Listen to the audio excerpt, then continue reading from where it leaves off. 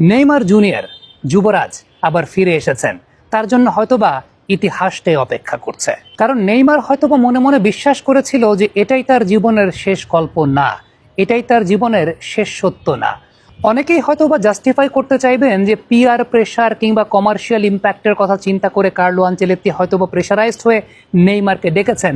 কিন্তু আজকের একটা দৃশ্য যদি আমি আপনাদেরকে দেখাই, ঠিক যেই সময়টায় ম্যাথিউস কুনিয়া তিনি মাঠ ছেড়ে বেরিয়ে যাচ্ছিলেন, যেভাবে হাসতে হাসতে যেইভাবে তিনি বেরিয়ে যাচ্ছিলেন, তার মানে তিনি বেরিয়ে যাওয়াতে তিনি নিজে খুশি বোধ করছেন যে নেইমার নামছে, যুবরাজ নামছে, the Prince is back.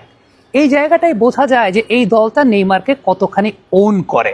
Definitely প্রত্যেকটা দলের চ্যাম্পিয়ন হওয়ার জন্য একটা চ্যাম্পিয়ন ক্যারেক্টার দরকার।